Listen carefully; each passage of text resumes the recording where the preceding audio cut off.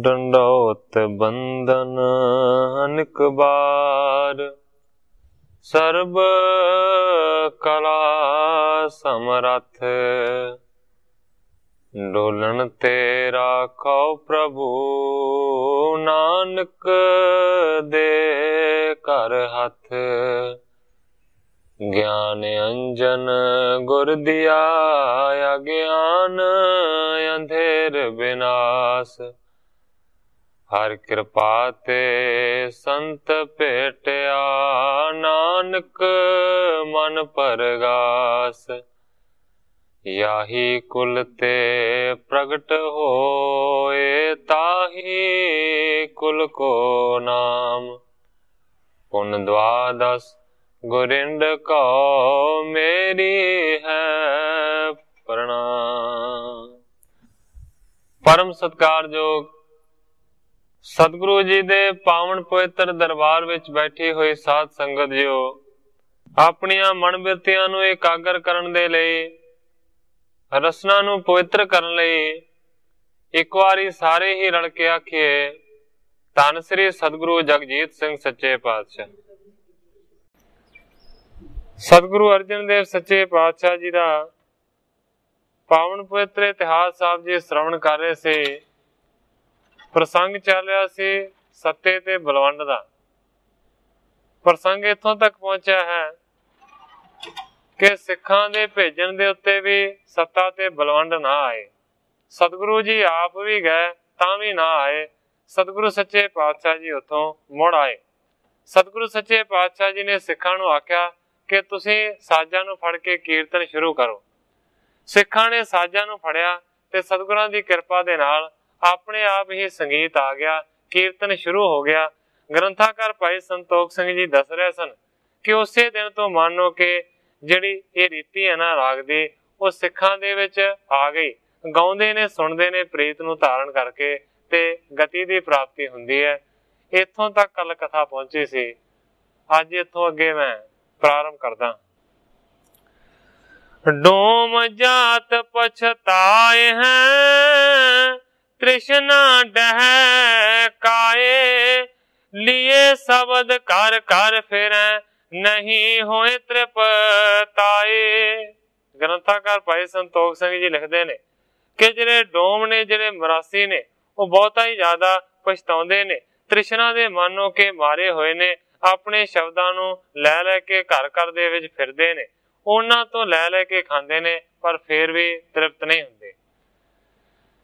पाए अनादर जित किती, बिन कहे सो जावें। तऊ न सिख मुख लाए हैं, दुख लहया को लावें। हुण सत्ते ते बलवंड दी ये हालत हो गई है कि जिथे किथे अनादर दी प्राप्ति हुंदी है, क्योंकि उन्हां नूं कोई बुलाउंदा नहीं, वो बगैर बुलाउण तो ही चले जांदे ने। जिथे भी सिख रहिंदे ने, सिख रता भी उन्हां नूं मूंह नहीं लाउंदे। दुख लह अकलाए, इस तरीके दा वड्डा दुख वो व्याकुलता दे नाल पा रहे ने। गुर सिखण को बर दियो, विद्या शुभ पाई। श्राप डूम मूड़न लयो, पावी करवाई। ग्रंथाकार भाई संतोख सिंह जी लिखते ने कि गुरु दे सिखां ने गुरु तो मानो के राग विद्या दा वरदान प्राप्त किया है, ते दूसरे पासे उन्हां दोवां मरासियां ने, सत्ते ने ते बलवंड ने सतगुरां तो श्राप लिया। कवि जी लिखते ने भावी करवाए। ये सारा कुछ जो कीता कतरिया है ना, ये भावी दा है। नित प्रति कीर्तन सिख कर, त्यों त्यों शुभ गावें। संगत को बड़ प्रेम होए, मन शब्द टिकावें। हुण नित्ता प्रति जिहड़ा कीर्तन है वो सिख करदे ने। जिवें सत्ता ते बलवंड सोहना कीर्तन करदे सन, इसे तरह दा सोहना कीर्तन हुण सिख भी करन लग पए ने। संगत को बड़ प्रेम होए मन शब्द टिकावै। संगत दा बहुता ही ज्यादा प्रेम वधदा है ते जिहड़े गुरबाणी दे शब्द ने उन्हां नूं अपने मन दे विच सारे दे सारे टिकाउंदे ने। पटने की संगत महा दर्शन हित आई।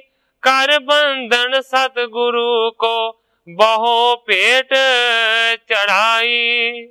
कवि जी लिखते ने कि एक दिन पटने शहर तो बहुत सारी संगत मिल के सतगुरां दे दर्शनां दे वास्ते सतगुरां दे हजूर पहुंची है। सारी संगत ने आन के सतगुरां दे चरणां दे विच नमस्कार कीती और अपनी भेटा रखी। सत्ते अर बलवंड को तिन बूझन ठाना। कहाँ गए प्रभु जी अबे नहीं करते गाना। अगे जदों भी संगत कदे आउंदी सी ते सतगुरां दे हजूर सत्ता ते बलवंड कीर्तन कर रहे हुंदे सन। अज कीर्तन करन वाले कुछ होर ही नवे सिख ने। उस संगत ने पटने दी ने हथ जोड़ के अर्ज कीती, कहन लगे सच्चे पातशाह सत्ता ते बलवंड अज नहीं दिसदे। कहंदे ने सच्चे पातशाह वो क्यों नहीं गा रहे, वो कित्थे गए हुए ने। गुर बोले सो फिट गए नहीं पचियो हंकारा। गर्भत मूर्ख निंद कह लह कष्ट उदारा। सतगुरु अर्जन देव सच्चे पातशाह जी ने वचन कीता, कहंदे ने सो फिट गए, सत्ता ते बलवंड फिट गए ने। सच्चे पातशाह जी कहंदे ने कि हंकार वो अपने अंदर पचा नहीं सके। बहुते ज्यादा गर्भ दे नाल हंकार दे नाल अन्ने हो गए सन। इस करके उन्हां मूर्खां ने सतगुरां दी निंदा करनी शुरू कर दित्ती है। लह कष्ट उदारा, इस करके उन्हां नूं वड्डे दुखां दी प्राप्ति होई। तिन के मस्तक जो लगे सो सिख दुख पावे। निकट हमारे तिनों की नहीं अर्ज करावे।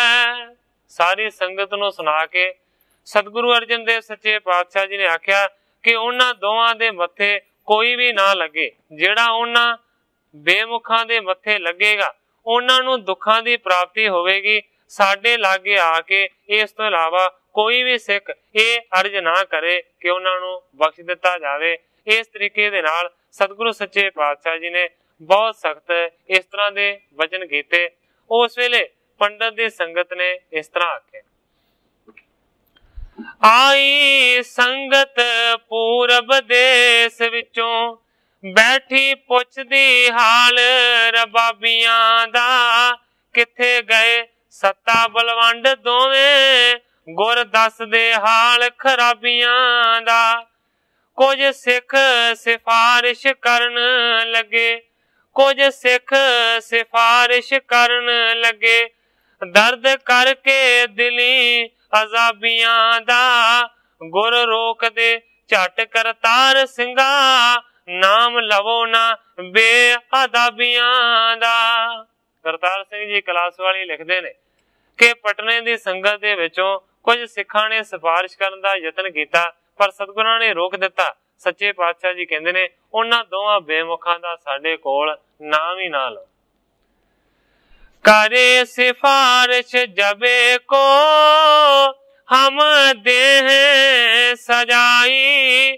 तिसको मुख काला करें सिर को मुंडवाई। सतगुरां ने सख्ती दे नाल हुक्म कीता कि कोई भी साडे कोल उन्हां दी बख्शबंदी वास्ते सिफारिश ना करे। कहंदे ने जिहड़ा सिफारिश करेगा ओनू सजा दित्ती जावेगी। उस दा मुंह काला करके और सिर मुंन के खोते दे उत्ते ओनू चाढ़िया जावेगा जिहड़ा उन्हां दे वास्ते सिफारिश करेगा। बौर चढ़ावे गधे पर पुर फेरे सारे। ढोल बजे ते संग तब नर नार निहारे। सतगुरां ने आख्या कि जिहड़ा भी उन्हां दे वास्ते साडे कोल अर्ज करेगा ओदा मुंह काला कीता जावेगा, सिर मुंह मुंड दिता जावेगा और खोते दे उत्ते चढ़ा के सारे नगर दे विच उस नूं फेरिया जावेगा। इस तो इलावा ओदे नाल वड्डे वड्डे जिहड़े ढोल ने वो वजदे जाणगे। इसे तरीके दे नाल हर एक जगह दे ओदा अपमान कीता जावेगा। ਜਿਹੜਾ ਵੀ ਸਾਡੇ ਕੋਲ ਆਣ ਕੇ ਉਹਨਾਂ ਦੋਵਾਂ ਦੀ ਸੱਤੇ ਤੇ ਬਲਵੰਡ ਦੇ ਸਿਫਾਰਿਸ਼ ਕਰੇਗਾ। ਇਸ ਤਰੀਕੇ ਦੇ ਨਾਲ ਉਸ ਵੇਲੇ ਵਾਪਰਿਆ। ਵੱਡੇ ਗੁਰਾਂ ਦੀ ਡੂਮਾਂ ਨੇ ਨਿੰਦ ਕੀਤੀ, ਨਹੀਂ ਇਹ ਗੁਨਾਹ ਬਖਸ਼ਾਇਆ ਜਾਊ। ਜਿਹੜਾ ਕਰੇ ਸਿਫਾਰਿਸ਼ ਉਹਨਾਂ ਦੀਆਂ, ਕਾਲਾ ਮੂੰਹ ਕਰ ਖੋਤੇ ਚੜਾਇਆ ਜਾਊ। ਸਾਡੇ ਸਾਹਮਣੇ ਕੋਈ ਨਾ ਨਾਮ ਲਵੇ, ਸਾਡੇ ਸਾਹਮਣੇ ਕੋਈ ਨਾ ਨਾਮ ਲਵੇ। ਜੋ ਲਏ ਬੇਇੱਜ਼ਤ ਕਰਾਇਆ ਜਾਊ। ਹੋਏ ਬੜੇ ਹੰਕਾਰੀ ਕਰਤਾਰ ਸਿੰਘਾ, ਫਲ ਡੂਮਾ ਤਾਈਂ ਭੁਗਤਾਇਆ ਜਾਊ। ਸਤਿਗੁਰਾਂ ਨੇ ਹੁਕਮ ਕੀਤਾ ਕਿ ਵੱਡੇ ਸਤਿਗੁਰਾਂ ਦੀ ਭਾਵ ਕਿ ਸਤਿਗੁਰੂ ਨਾਨਕ ਦੇਵ ਸੱਚੇ ਪਾਤਸ਼ਾਹ ਵਰਗਿਆਂ ਦੀ ਉਹਨਾਂ ਨੇ ਨਿੰਦਿਆ ਕੀਤੀ ਹੈ। ਇਸ ਕਰਕੇ ਉਹਨਾਂ ਦਾ ਇਹ ਕੀਤਾ ਹੋਇਆ ਗੁਨਾਹ ਕਿਸੇ ਵੀ ਤਰੀਕੇ ਦੇ ਨਾਲ ਬਖਸ਼ਿਆ ਨਹੀਂ ਜਾਵੇਗਾ ਤੇ ਜਿਹੜਾ ਉਹਨਾਂ ਦੀ ਸਿਫਾਰਿਸ਼ ਕਰੇਗਾ ਉਹਦਾ ਇਹ ਹਾਲ ਕੀਤਾ ਜਾਵੇਗਾ ਜੋ ਮੈਂ ਪਹਿਲਾਂ ਬਿਆਨ ਕਰ ਚੁੱਕਾ ਹਾਂ। ਇਸ ਤਰ੍ਹਾਂ ਸਤਿਗੁਰਾਂ ਨੇ ਵਚਨ ਕੀਤਾ। ਸੁਣ ਸ੍ਰੀ ਅਰਜਨ ਕੇ ਬਚਨ, ਸੰਗਤ ਬਿਸ ਮਾਈ। ਸੀਸ ਤੁਨੈ ਹੋਈ ਬੁਰੀ, ਪੁਨ ਪੁਨ ਪਛੋਤਾਈ। ਗ੍ਰੰਥਾਕਾਰ ਭਾਈ ਸੰਤੋਖ ਸਿੰਘ ਜੀ ਲਿਖਦੇ ਨੇ ਕਿ ਜਦੋਂ ਸਤਿਗੁਰੂ ਅਰਜਨ ਦੇਵ ਸੱਚੇ ਪਾਤਸ਼ਾਹ ਜੀ ਦੇ ਬਚਨ ਸੰਗਤ ਨੇ ਸੁਣੇ ਤੇ ਸਾਰੀ ਸੰਗਤ ਬਹੁਤ ਹੀ ਜ਼ਿਆਦਾ ਹੈਰਾਨ ਹੋਈ। ਸਿਰਾਂ ਨੂੰ ਫੇਰ ਫੇਰ ਕੇ ਪਛਤਾਉਂਦੇ ਨੇ ਕਿ ਉਹਨਾਂ ਦੇ ਨਾਲ ਬਹੁਤ ਬੁਰੀ ਹੋ ਰਹੀ। ਗੋਰਿਆ ਇਸ ਭਾਂਤ ਕੀ, ਸਭ ਮੈਂ ਬਿਦ ਤਾਨੀ। ਤਿਨ ਕੇ ਮੁਖ ਕੋ ਲੱਗੈ ਨਹਿ, ਬੋਲੇ ਨਹੀਂ ਬਾਣੀ। ਹੁਣ ਕਵੀ ਜੀ ਲਿਖਦੇ ਨੇ ਕਿ ਜਿਹੜਾ ਸਤਿਗੁਰਾਂ ਨੇ ਬਚਨ ਕੀਤਾ ਸੀ ਸੱਤੇ ਤੇ ਬਲਵੰਡ ਦੇ ਵਾਸਤੇ, ਉਹ ਸਾਰੀ ਸੰਗਤ ਦੇ ਵਿੱਚ ਪਤਾ ਲੱਗ ਗਿਆ। ਇਸ ਕਰਕੇ ਕੋਈ ਵੀ ਸਿੱਖ ਉਹਨਾਂ ਦੇ ਮੂੰਹ ਨਹੀਂ ਲੱਗਦਾ ਤੇ ਕੋਈ ਵੀ ਉਹਨਾਂ ਦੇ ਨਾਲ ਨਹੀਂ ਬੋਲਦਾ। ਉਪਜਿਓ ਰੋਗ ਸਰੀਰ ਮੈਂ, ਥੋਰਨ ਦਿਨ ਮਾਹੀ। ਦੁੱਖ ਦਰਿਦ ਤੇ ਗ੍ਰਸਤ ਪੇ, ਸੁਖ ਕਿਤਹੁ ਨਾਹੀ।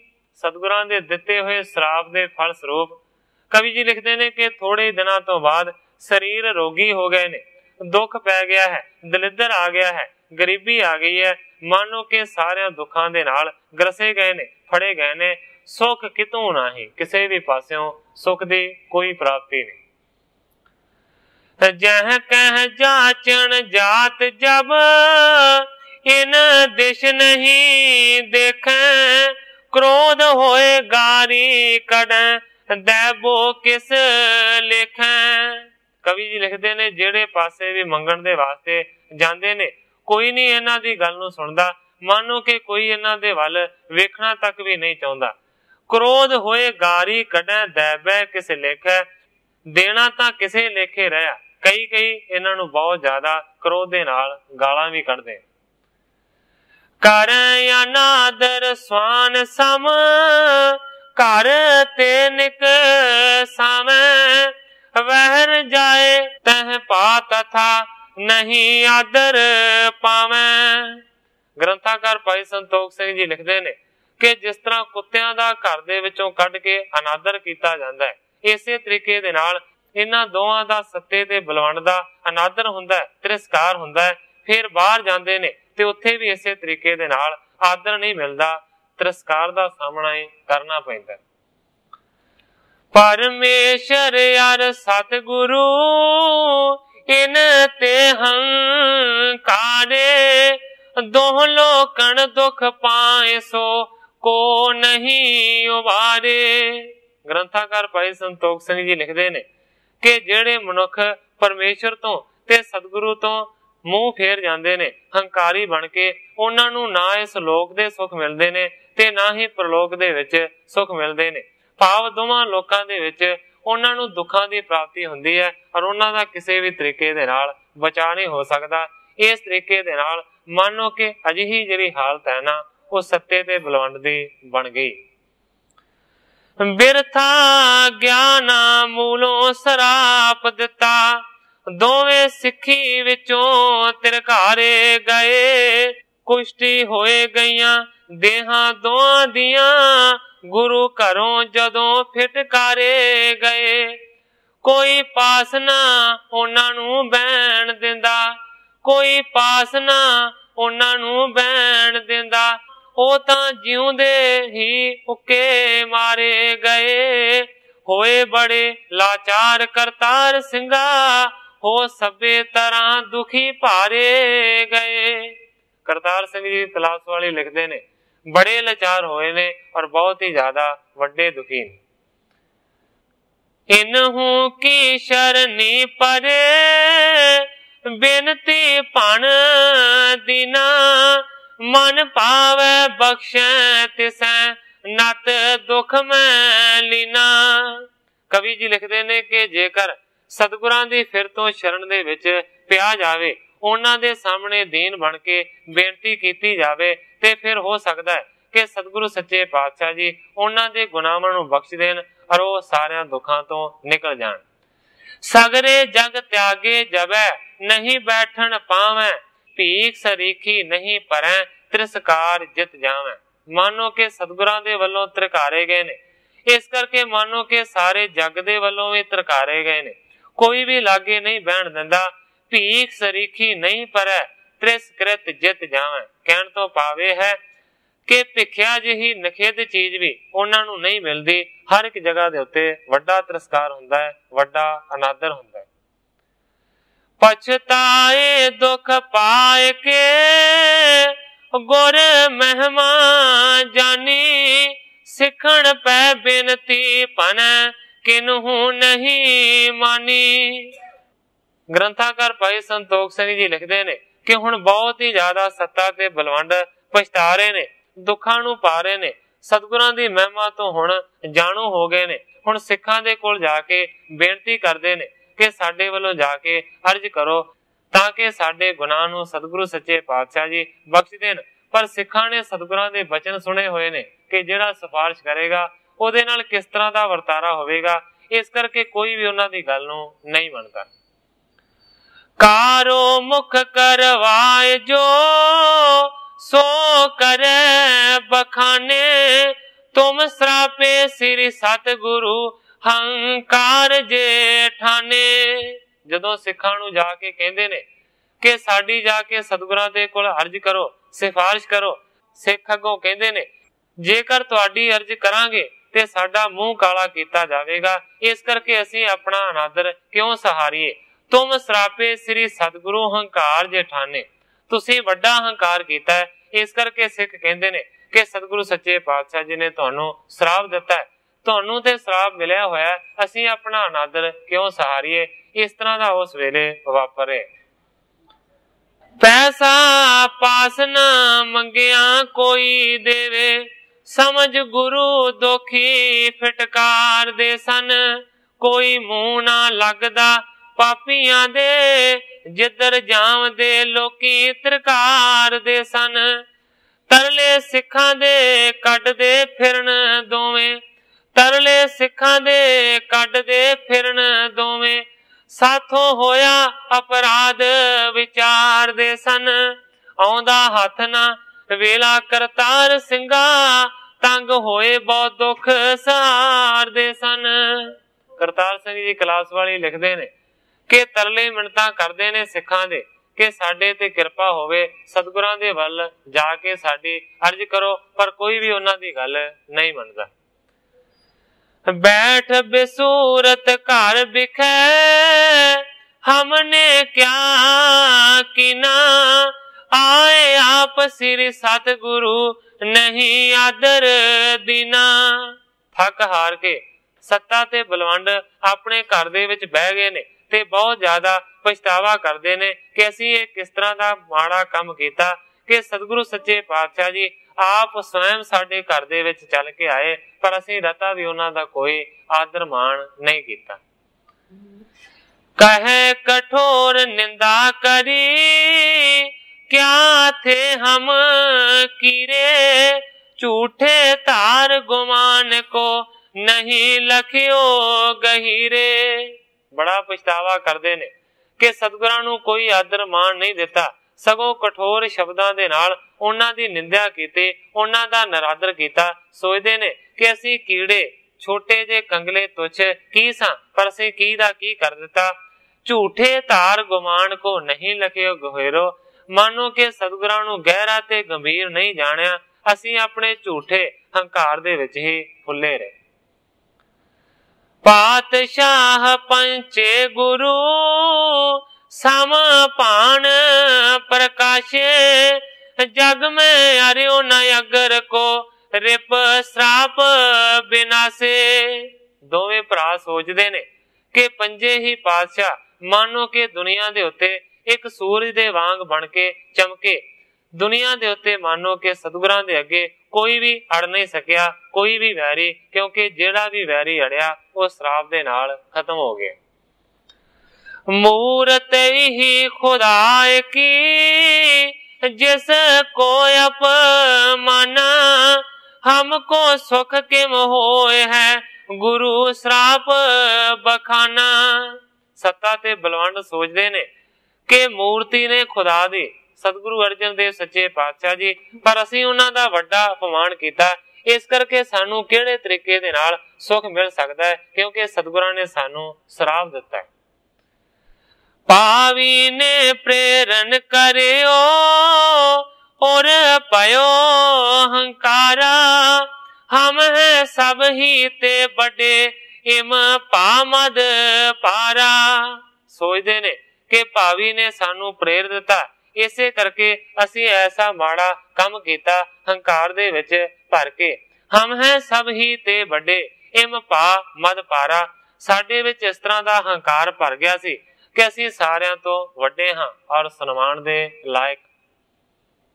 गुरु सभा सन्मान वै हम जरियो ना सोई, कोर आपदा मैं पर नहीं रखियक कोई। दोवें सोचदे ने कि सतगुरां दी सभा दे विच वड्डा साडा सन्मान कीता जांदा सी, इस करके मानो कि उस सन्मान नूं असीं सांभ के ना रख सके, हंकार दे टेटे चढ़ गए और घोर आपदा मैं परे नहीं रखे कोई। हुण घोर आपदा दे विच संकट दे विच फसे होया साडा कोई भी रखक बनदा यतन ही नहीं करता। एक दिन बैठे चूर ते मन में आई, लद्दा सिख लाहौर में तेह बड़ बड़े आई। ग्रंथाकार भाई संतोख सिंह जी लिखते ने कि एक दिन घर दे विच बैठे बहुत ही ज्यादा झुर रहे सन कि सोचदियां मन दे विच ख्याल पैदा होया, सोचिया कि लद्दा सिख लाहौर में तिसे बड़ी बड़ाई। सोचते ने कि लद्दा नां दा सिख एक लाहौर दे विच रहन वाला है, जिहदी सतगुरां दे घर दे विच वड्डी वडियाई। कई बार गुरदास ने शुभ सतुत उचारी, तिसके सम दूसर नहीं अस पर उपकारी। सत्ते ते बलवंड ने सोचा कि भाई गुरदास जी जिहड़े कि गुरु घर दे विच मन्ने परमन्ने गुरु दे सिख ने, उन्होंने बहुत सारी लद्दे दी उस्तति कीती है। तिसके सम दूसर नहीं अस पर उपकारी। मानो कि भाई गुरदास जी ने आख्या होया संगत दे विच कि भाई लद्दे वर्गा जिहड़ा परोपकारी है ना, और गुरु घर दे विच कोई नहीं। सो बख्शावे गो हमें निश्चय अस ठानी, लवपुर को गमने जुगल सब कर मद हानि। सत्ते ते बलवंड ने सोचा कि जेकर भाई लद्दे नूं ये खिताब हासिल है कि सारे उन्होंने कहते हैं कि वड्डा उपकारी है, इस करके सानू ਉਹਦੇ चरणा दे विच जाके अर्ज करनी चाहिए है। ਉਹ ਸਾਡੇ ਤੇ ਕਿਰਪा करेगा, परोपकार दा काम करेगा, ਉਹ ਸਾਨੂੰ सतगुरां नूं कह के बख्शा देवेगा। ਇਹ विचार करके सत्ता ते बलवंड लाहौर दे वल चल पे ने, अपने मन दा सारा हंकार दूर करके। एक निशा बस पंथ में पहुंचे तिस थाई, फिरत मिले सिख गरी में इत उत टर जाई। एक रात रस्ते दे विच बतीत करके अगली सवेर पहुंच गए ने लाहौर दे विच। भाई लद्दे दा घर लभदे ने।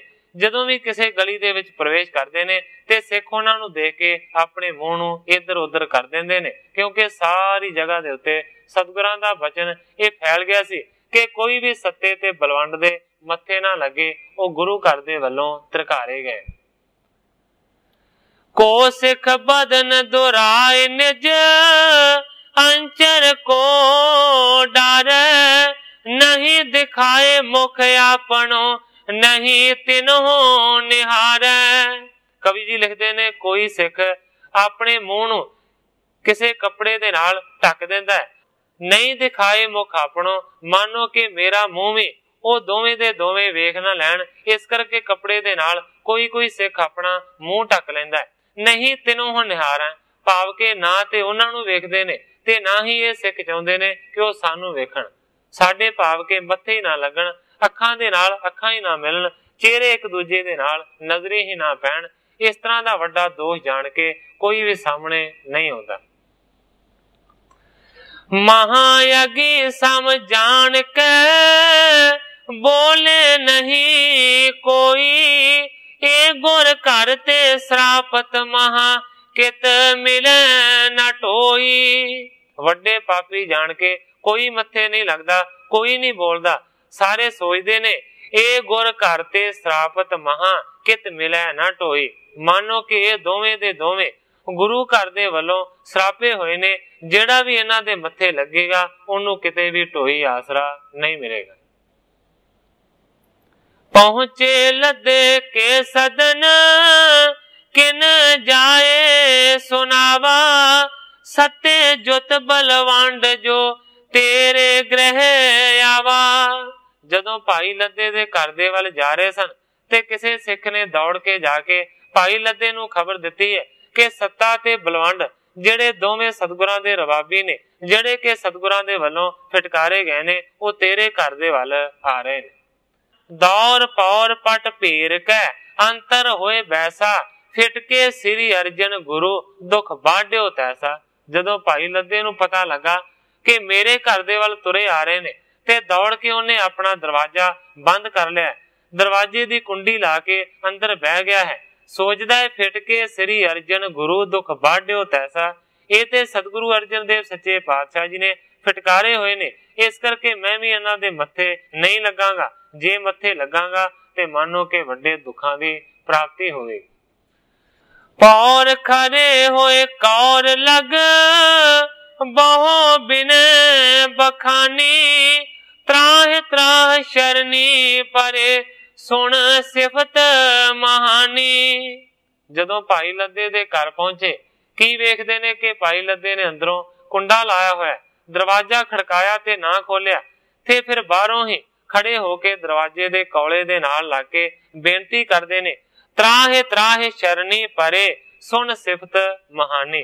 ਤਰਾਹ ਤਰਾਹ ਤੋਂ ਭਾਵ ਹੁੰਦਾ ਹੈ ਕਿ ਰੱਖਿਆ ਕਰੋ ਰੱਖਿਆ ਕਰੋ। ਕਹਿੰਦੇ ਨੇ ਸਾਡੀ ਰੱਖਿਆ ਕਰੋ ਰੱਖਿਆ ਕਰੋ। ਹੇ ਭਾਈ ਲੱਦਾ ਜੀ, ਅਸੀਂ ਤੁਹਾਡੀ ਸ਼ਰਨ ਦੇ ਵਿੱਚ ਪਹੁੰਚੇ ਹੋਏ ਹਾਂ। ਉਸ ਵੇਲੇ ਜਦੋਂ ਇਸ ਤਰ੍ਹਾਂ ਦੀ ਸਿਫਤ ਕੀਤੀ ਤੇ ਭਾਈ ਲੱਦੇ ਨੇ ਉਹਨਾਂ ਦੀ ਗੱਲ ਨੂੰ ਸੁਣਿਆ ਅੰਦਰੋਂ ਹੀ। ਗੁਰ ਸਿੱਖਿਆਨ ਮੈਂ ਨਾਮ ਤੋਵ ਕਹਿ ਪਰ ਉਪਕਾਰੀ, ਕਰ ਸਹਾਇਤਾ ਦੀਨ ਲਖ ਕਟ ਬ੍ਰਿਥਾ ਹਮਾਰੀ। ਸੱਤਾ ਤੇ ਬਲਵੰਡ ਦੋਵੇਂ ਬਾਹਰ ਖੜੇ ਹੋ ਕੇ ਬੇਨਤੀਆਂ ਕਰਦੇ ਨੇ ਕਿ ਗੁਰੂ ਕਿਆਂ ਸਿੱਖਾਂ ਦੇ ਵਿੱਚ ਤੇਰਾ ਨਾਮ ਇਸ ਤਰ੍ਹਾਂ ਮਸ਼ਹੂਰ ਹੈ ਕਿ ਭਾਈ ਲੱਦਾ ਬੜਾ ਵੱਡਾ ਪਰਉਪਕਾਰੀ ਹੈ। ਕਹਿੰਦੇ ਨੇ ਇਸ ਕਰਕੇ ਸਾਡੀ ਦੀਨਾਂ ਦੀ ਸਹਾਇਤਾ ਕਰ ਤੇ ਅਸੀਂ ਜਿਹੜੇ ਦੁੱਖ ਦੇ ਵਿੱਚ ਫਸੇ ਹੋਏ ਨਾ ਉਸ ਦੁੱਖ ਤੋਂ ਸਾਨੂੰ ਬਾਹਰ ਕੱਢ ਦੇ।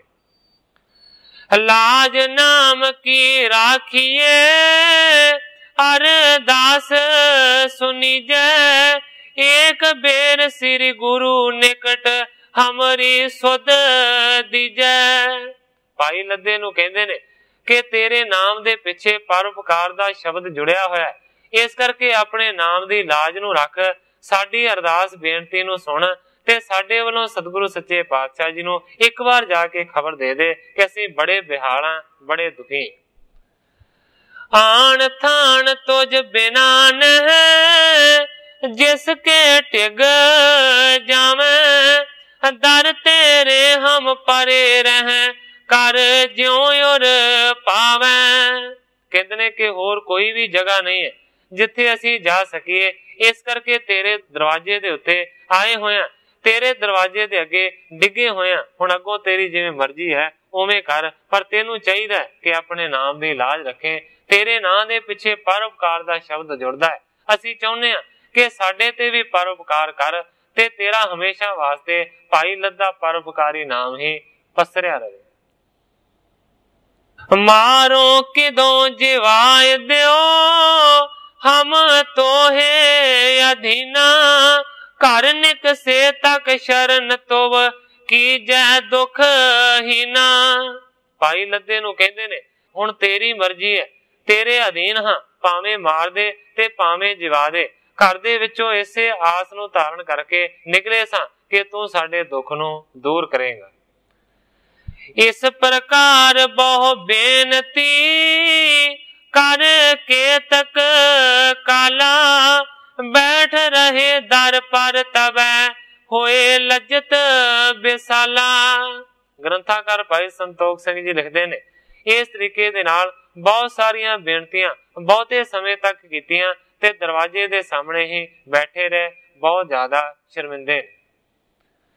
लद्दा चितवत चित बिखै मैं किया उपकारा, सब तज मेरे दर परे इन कारज पारा।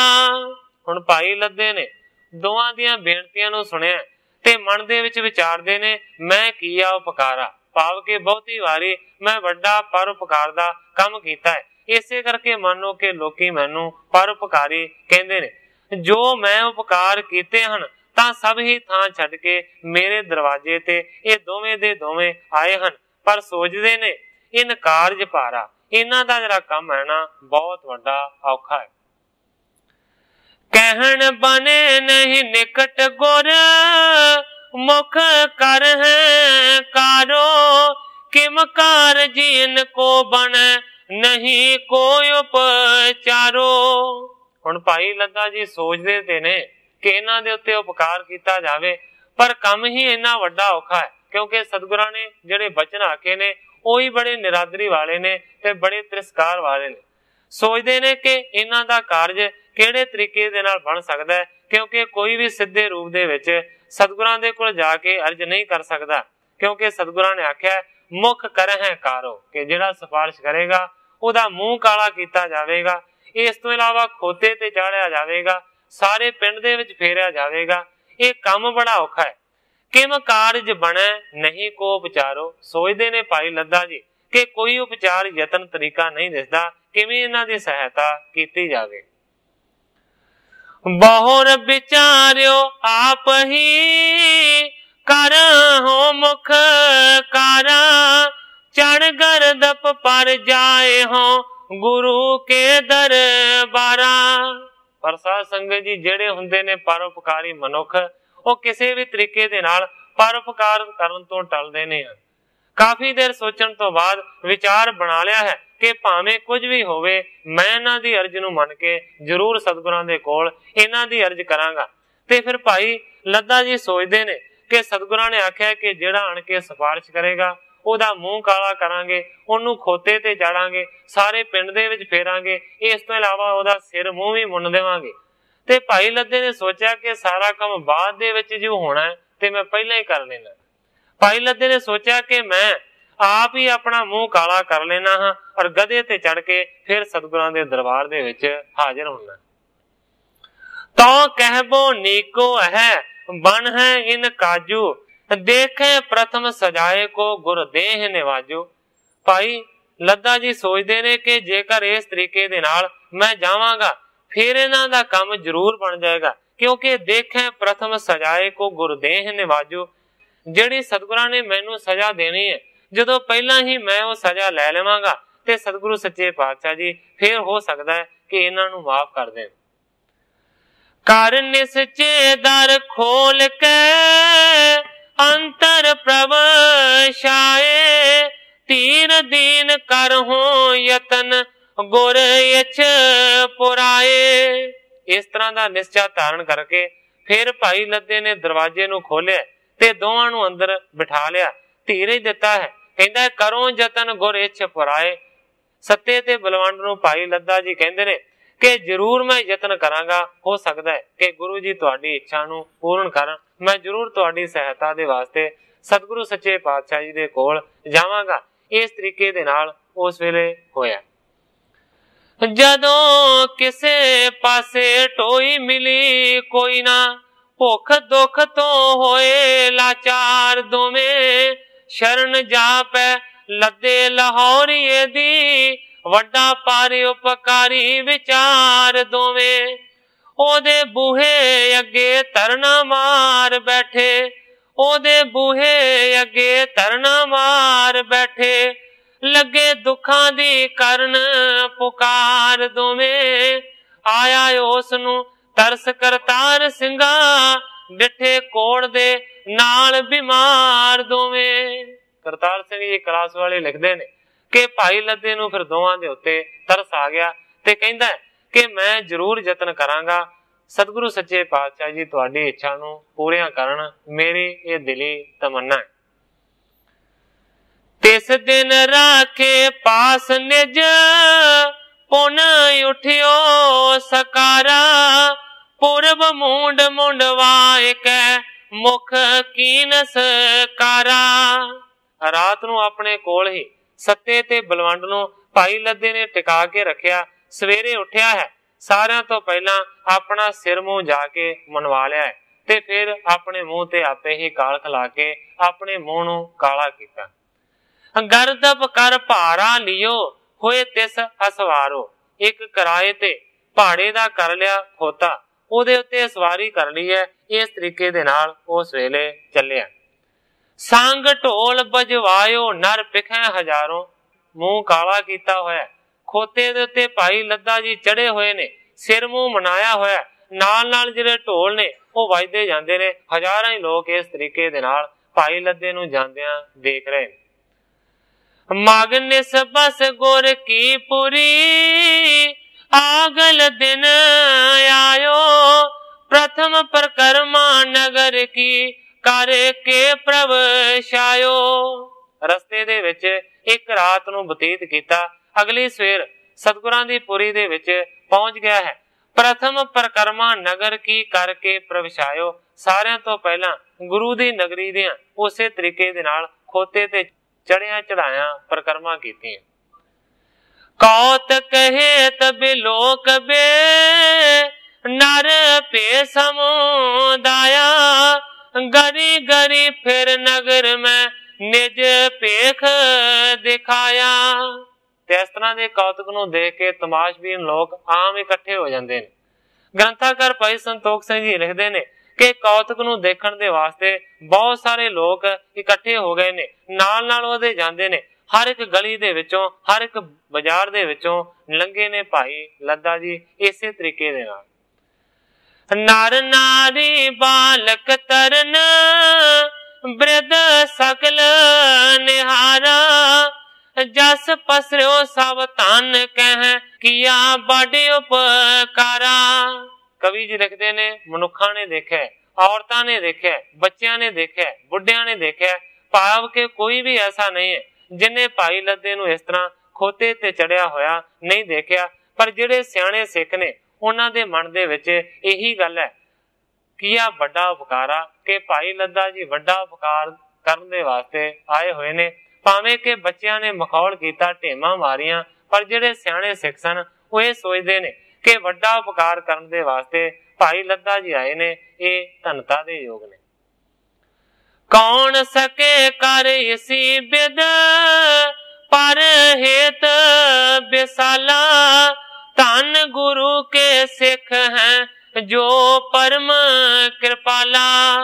ग्रंथाकार भाई संतोख सिंह जी लिखते ने कि कौन ऐसा काम कर सकता है पराए हित दे वास्ते।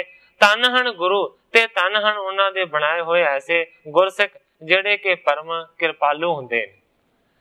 हान लाभ पत अपनी, नहीं नैक बिचारा। पूरन श्री गुर बाक को इम पेख सुधारा। ਗ੍ਰੰਥਾਕਾਰ ਭਾਈ ਸੰਤੋਖ ਸਿੰਘ ਜੀ ਲਿਖਦੇ ਨੇ, ਕਿਸੇ ਹਾਨ ਲਾਭ ਦੀ ਕੋਈ ਚਿੰਤਾ ਨਹੀਂ ਹੈ। ਆਪਣੀ ਇੱਜ਼ਤ ਤੇ ਬੇਇੱਜ਼ਤੀ ਦੀ ਮਾਨੋ ਕਿ ਭਾਈ ਲੱਦੇ ਨੂੰ ਕੋਈ ਪਰਵਾਹ ਨਹੀਂ ਹੈ। ਪੂਰਨ ਸ੍ਰੀ ਗੁਰ ਬਾਕ ਕੋ ਇਮ ਭੇਖ ਸਧਾਰਾ, ਕਿ ਸਤਿਗੁਰੂ ਅਰਜਨ ਦੇਵ ਸੱਚੇ ਪਾਤਸ਼ਾਹ ਜੀ ਦਾ ਆਖਿਆ ਹੋਇਆ ਜਿਹੜਾ ਵਾਕ ਹੈ ਉਹ ਉਸ ਨੂੰ ਪੂਰਾ ਕਰਨਾ ਹੈ। ਇਸੇ ਕਰਕੇ ਜੋ ਸਤਿਗੁਰਾਂ ਨੇ ਆਖਿਆ ਸੀ ਉਸੇ ਤਰ੍ਹਾਂ ਕੀਤਾ। ਢੋਲ ਬਜੇ ਸੁਣ ਸ਼ਬਦ ਕੋ ਹੀਰੈ ਨਰ ਨਾਰੀ, ਗਰੀ ਗਰੀ ਫਿਰ ਸਭ ਪੁਰੀ ਸਿੱਖ ਪਰਉਪਕਾਰੀ। ਢੋਲ ਵੱਜਦਾ ਜਾਂਦਾ ਹੈ, ਨਾਲ ਨਾਲ ਇਸਤਰੀਆਂ ਤੇ ਪੁਰਸ਼ ਦੇਖਦੇ ਜਾਂਦੇ ਨੇ, ਗਲੀਆਂ ਗਲੀਆਂ ਦੇ ਵਿੱਚੋਂ ਬਾਜ਼ਾਰਾਂ ਦੇ ਵਿੱਚੋਂ ਇਸੇ ਤਰੀਕੇ ਦੇ ਨਾਲ ਲੰਘਦੇ ਜਾ ਰਹੇ ਨੇ ਜੋ ਸਿੱਖ ਭਾਈ ਲੱਦਾ ਜੀ ਪਰਉਪਕਾਰੀ ਨੇ। ਥਾੜੇ ਸੁਹਾਵਤ ਗੁਰੂ ਜੀ ਇਮ ਸੁਣ ਕੇ ਕਾਨਾ, ਤਿਤ ਕੋ ਗਰਦਬ ਪ੍ਰੇਰ ਕੈ ਆਇਓ ਸਮੂਹਾਨਾ। ਭਾਈ ਲੱਦਾ ਜੀ ਨੂੰ ਪਤਾ ਲੱਗਾ ਕਿ ਥੜੇ ਵਾਲੀ ਜਗ੍ਹਾ ਦੇ ਉੱਤੇ ਸਤਿਗੁਰੂ ਅਰਜਨ ਦੇਵ ਸੱਚੇ ਪਾਤਸ਼ਾਹ ਜੀ ਇਸ ਵੇਲੇ ਬੈਠੇ ਹੋਏ ਨੇ। ਆਪਣੇ ਗਧੇ ਨੂੰ ਪ੍ਰੇਰ ਕੇ ਉਸ ਪਾਸੇ ਨੂੰ ਲਿਜਾਣਾ ਭਾਈ ਲੱਦੇ ਨੇ ਸ਼ੁਰੂ ਕੀਤਾ, ਜਿਹੜੇ ਪਾਸੇ ਸਤਿਗੁਰੂ ਸੱਚੇ ਪਾਤਸ਼ਾਹ ਜੀ ਬੈਠੇ ਹੋਏ ਸਨ। ਇਸ ਤਰੀਕੇ ਦੇ ਨਾਲ ਭਾਈ ਲੱਦਾ ਜੀ ਸਤਿਗੁਰਾਂ ਦੇ ਵੱਲ ਆਏ। ਉਹਨੂੰ ਪਤਾ ਹੈ ਸੀ ਗੱਲਾਂ ਸਾਰੀਆਂ ਦਾ, ਪਰ ਉਪਕਾਰ ਦੇ ਲਈ ਤਿਆਰ ਹੋਇਆ। ਮੂੰਹ ਸਿਰ ਮੁਨਾ ਲਿਆ ਕਰ ਕਾਲਾ, ਆਪੇ ਖੋਤੇ ਉੱਤੇ ਅਸਵਾਰ ਹੋਇਆ। ਅੱਗੇ ਢੋਲ ਵਜਾਉਂਦਾ ਟੁਰੀ ਆਵੇ, ਵਿੱਚ ਗਲੀ ਬਾਜ਼ਾਰ ਖਵਾਰ ਹੋਇਆ। ਮੁੰਡੇ ਮਗਰ ਲੱਗੇ ਹੋਏ ਹੋਏ ਕਰਦੇ, ਧੰਨ ਸਿੱਖ ਜੋ ਚੱਲਣੇ ਹਾਰ ਹੋਇਆ। ਉਸੇ ਤਰ੍ਹਾਂ ਅੰਮ੍ਰਿਤਸਰ ਆਏ ਗਿਆ, ਉਸੇ ਤਰ੍ਹਾਂ ਅੰਮ੍ਰਿਤਸਰ ਆਏ ਗਿਆ। ਖੋਤੇ ਚੜਿਆ ਮਸਤ ਅਪਾਰ ਹੋਇਆ, ਸਾਰੇ ਚੱਕ ਗਿਰਦੇ ਉਸੇ ਤਰ੍ਹਾਂ ਫਿਰਿਆ। ਮੁੜ ਨਸ਼ਰ ਫਿਰ ਗਲੀ ਬਾਜ਼ਾਰ ਹੋਇਆ। ਸਤਿਗੁਰਾਂ ਨੇ ਸੁਣੀ ਇਹ ਗੱਲ ਸਾਰੀ, ਕਹਿੰਦੇ ਸਿੱਖ ਦਾ ਉੱਚਾ ਮੀਨਾਰ ਹੋਇਆ। ਉਸੇ ਤਰ੍ਹਾਂ ਲੱਦਾ ਕਰਤਾਰ ਸਿੰਘਾ, ਹਾਜ਼ਰ ਆਣ ਗੁਰੂ ਦਰਬਾਰ ਹੋਇਆ। ਕਰਤਾਰ ਸਿੰਘ ਜੀ ਕਲਾਸ ਵਾਲੇ ਲਿਖਦੇ ਨੇ ਕਿ ਇਸ ਤਰੀਕੇ ਦੇ ਨਾਲ ਭਾਈ ਲੱਦਾ ਜੀ ਸਤਿਗੁਰਾਂ ਦੇ ਵੱਲ ਜਾ ਰਹੇ ਨੇ। ਇਸ ਜਗ੍ਹਾ ਦੇ ਉੱਤੇ ਕਵੀ ਜੀ ਆਪਣੇ ਇਸ ਅਧਿਆਇ ਨੂੰ ਸਮਾਪਤ ਕਰਕੇ ਨਵੇਂ ਅਧਿਆਇ ਦਾ ਪ੍ਰਾਰੰਭ ਕਰਦੇ ਨੇ। ਲੱਦਾ ਪਰ ਉਪਕਾਰ ਹਿਤ, ਸ਼ੰਕ ਨਹੀਂ ਮਨ ਕੀਨ। ਇਨਕੋ ਬਖਸ਼ ਸ੍ਰੀ ਗੁਰੂ, ਕਿਆ ਮੇਰੋ ਹੋਏ ਹੀਨ। ਗ੍ਰੰਥਾਕਾਰ ਭਾਈ ਸੰਤੋਖ ਸਿੰਘ ਜੀ ਲਿਖਦੇ ਨੇ, ਭਾਈ ਲੱਦਾ ਜੀ ਜਿਹੜੇ ਕਿ ਪਰਉਪਕਾਰੀ ਨੇ, ਉਹਨਾਂ ਨੇ ਰਤਾ ਵੀ ਇਸ ਗੱਲ ਦੀ ਮਨ ਦੇ ਵਿੱਚ ਕੋਈ ਸ਼ੰਕਾ ਨਹੀਂ ਕੀਤੀ। ਇਨਕੋ ਬਖਸ਼ੈ ਸ੍ਰੀ ਗੁਰੂ, ਕਿਆ ਮੇਰੋ ਹੋਏ ਹੀਨਾ। ਸੋਚਿਆ ਭਾਈ ਲੱਦਾ ਜੀ ਨੇ ਕਿ ਜੇਕਰ ਸਤਿਗੁਰੂ ਸੱਚੇ ਪਾਤਸ਼ਾਹ ਜੀ ਇਸ ਤਰ੍ਹਾਂ ਦਾ ਕੰਮ ਕਰਨ ਦੇ ਨਾਲ ਇਹਨਾਂ ਨੂੰ ਬਖਸ਼ ਲੈਣ ਤੇ ਮੇਰਾ ਕੀ ਘਟਣ ਲੱਗਾ।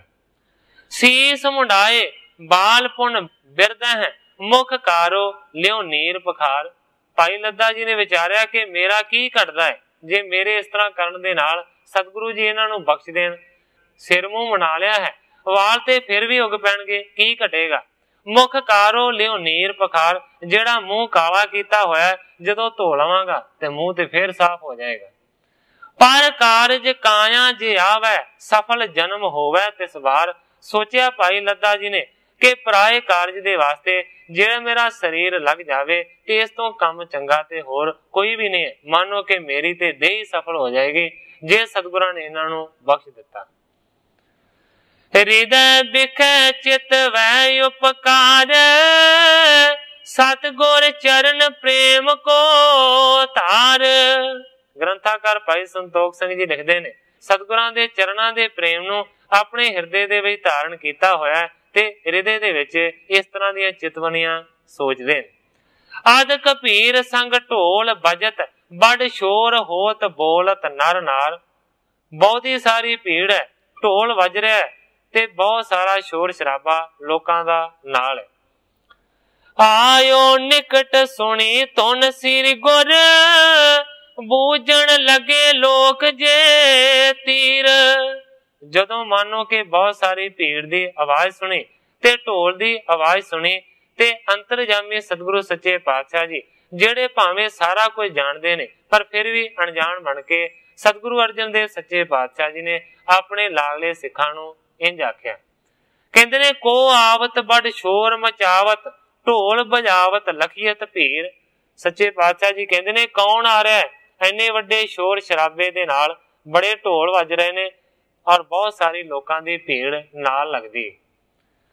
ਕੌਣ ਦੇਸ਼ ਕੀ ਸੰਗਤ ਹੈ ਸਭ ਲਖ ਪੂਛਤ ਗੁਣੀ ਗਹੀਰ। ਜੋ ਗੁਣਾ ਦੇ ਗਹੀਰ ਸਤਿਗੁਰੂ ਅਰਜਨ ਦੇਵ ਸੱਚੇ ਪਾਤਸ਼ਾਹ ਜੀ ਨੇ ਉਹਨੇ ਪੁੱਛਿਆ, ਕਹਿੰਦੇ ਨੇ ਕੌਣ ਆ ਰਿਹਾ? ਕਿ ਕਿਸੇ ਦੇਸ਼ ਦੇ ਇਲਾਕੇ ਦੀ ਸੰਗਤ ਆ ਰਹੀ ਹੈ। ਕਿਉਂਕਿ ਆਪਾਂ ਵੀ ਦੇਖਦੇ ਹਾਂ ਉਸ ਸਮੇਂ ਵੀ ਇਸੇ ਤਰੀਕੇ ਦੇ ਨਾਲ ਗੁਰਦੁਆਰਿਆਂ ਦੇ ਵਿੱਚ ਸੰਗਤ ਪਹੁੰਚਦੀ ਸੀ, ਜਿਸ ਤਰੀਕੇ ਦੇ ਨਾਲ ਭੈਣੀ ਸਾਹਿਬ ਵੀ ਮੇਲਿਆਂ ਦੇ ਵਿੱਚ ਸੰਗਤ ਪਹੁੰਚਦੀ ਹੈ।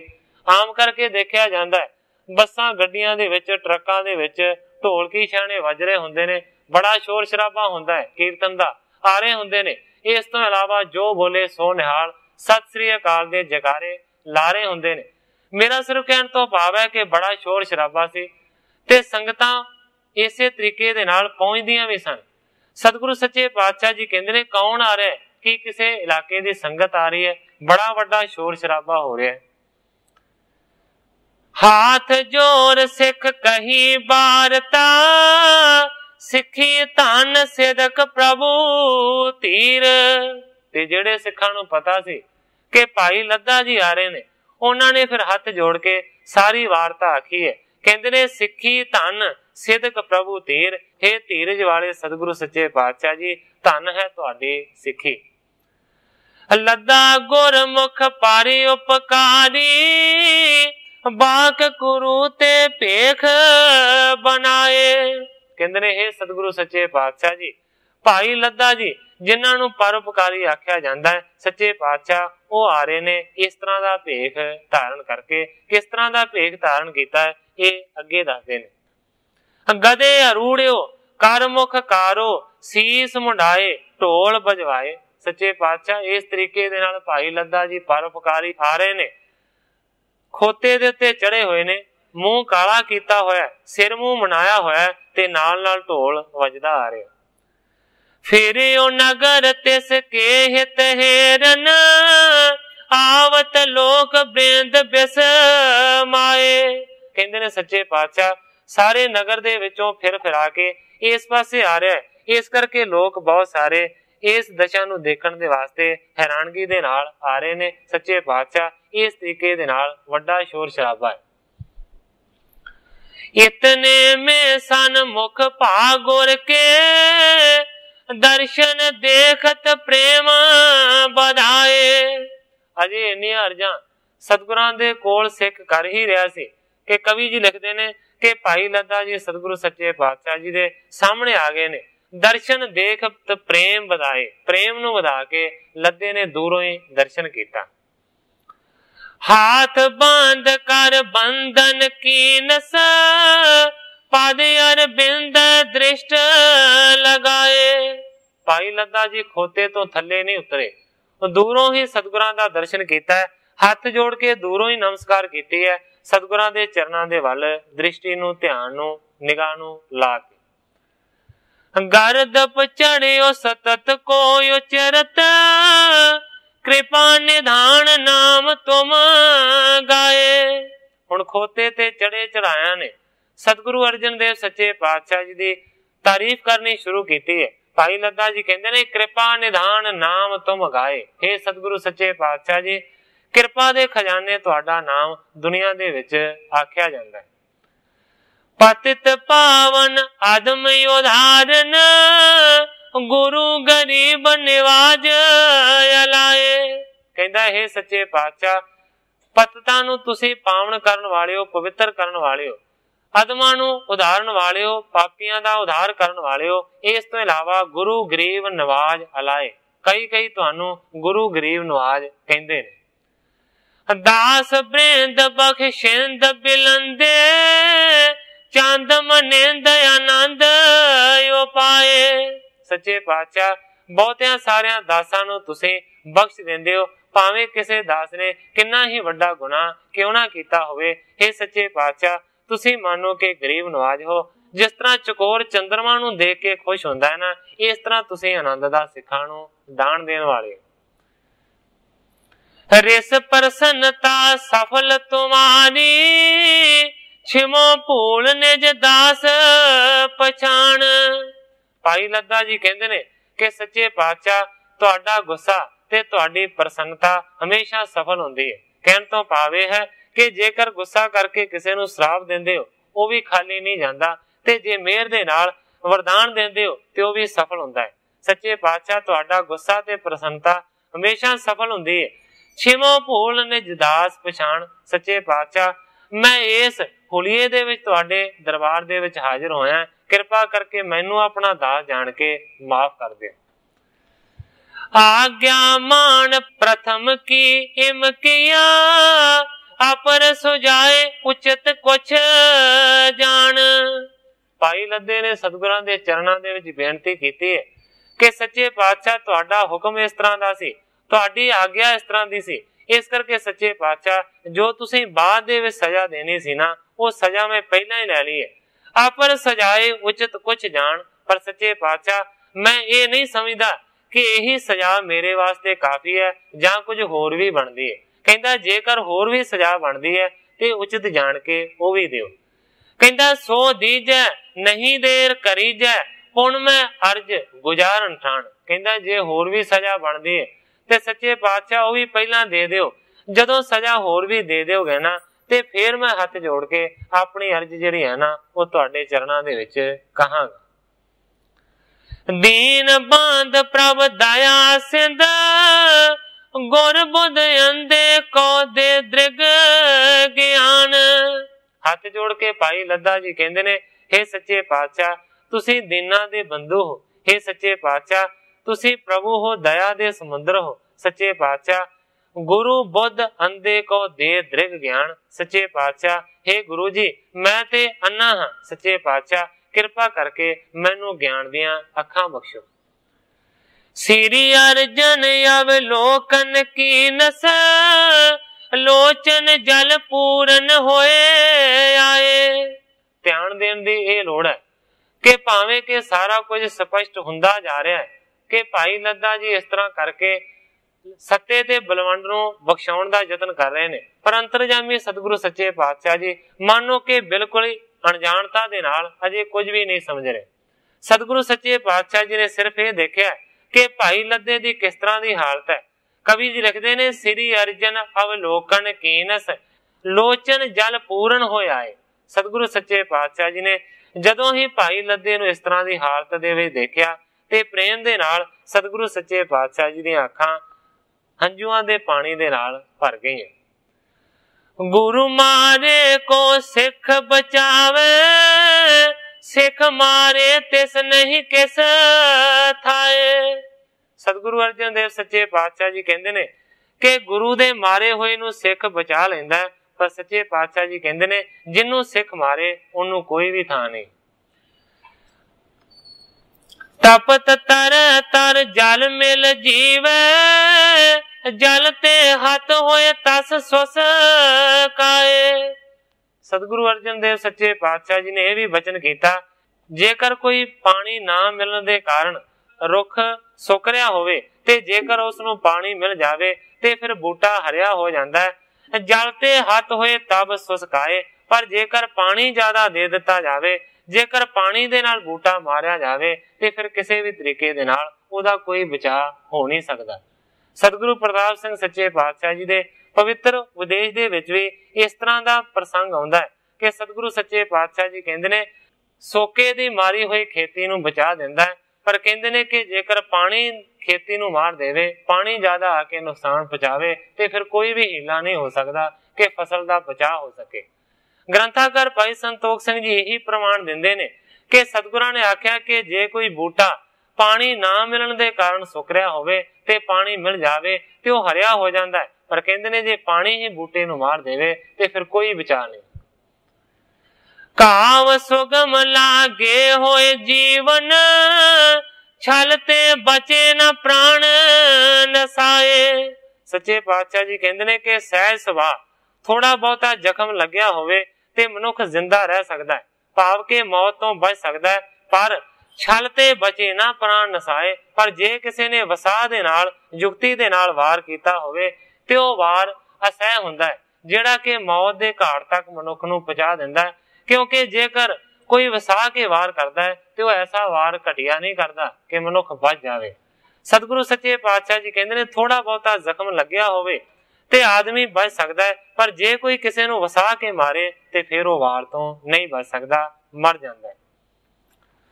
ਸਿੱਖ ਸੰਗਤ ਕੋ ਹਿਮ ਸੁਨਾਏ ਕਰ, ਭਏ ਪ੍ਰੇਮ ਬਸ ਕਹਿਓ ਨਾ ਜਾਏ। ਗ੍ਰੰਥਾਕਾਰ ਭਾਈ ਸੰਤੋਖ ਸਿੰਘ ਜੀ ਲਿਖਦੇ ਨੇ ਕਿ ਸਾਰੀ ਸਿੱਖ ਸੰਗਤ ਨੂੰ ਸੁਣਾ ਕੇ ਸਤਿਗੁਰੂ ਅਰਜਨ ਦੇਵ ਸੱਚੇ ਪਾਤਸ਼ਾਹ ਜੀ ਨੇ ਐਸੇ ਬਚਨ ਕੀਤੇ ਨੇ, ਪ੍ਰੇਮ ਇੰਨਾ ਜ਼ਿਆਦਾ ਮਨ ਦੇ ਵਿੱਚ ਵੱਧ ਆਇਆ ਹੈ, ਕਹਿਓ ਨਾ ਜਾਏ, ਕਿ ਸਤਿਗੁਰਾਂ ਤੋਂ ਕੁਝ ਕਿਹਾ ਨਹੀਂ ਜਾਂਦਾ। ਜਾਂ ਫਿਰ ਇਹ ਆਖਿਆ ਜਾ ਸਕਦਾ ਹੈ, ਕਵੀ ਜੀ ਕਹਿੰਦੇ ਨੇ ਮੈਂ ਕੁਝ ਕਹਿ ਨਹੀਂ ਸਕਦਾ ਕਿ ਕਿੰਨਾ ਪ੍ਰੇਮ ਵਧੇ।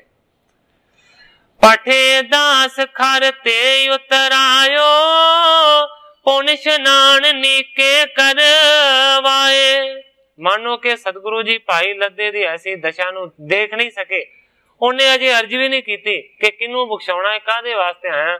ਪਰ ਸਤਿਗੁਰਾਂ ਨੇ ਦਾਸਾਂ ਨੂੰ ਭੇਜ ਕੇ ਖੋਤੇ ਤੋਂ ਥੱਲੇ ਉਤਰਾਇਆ ਹੈ ਔਰ ਫਿਰ ਉਹਦਾ ਇਸ਼ਨਾਨ ਕਰਕੇ ਉਹਨੂੰ ਸਾਫ਼ ਕਰਵਾਇਆ।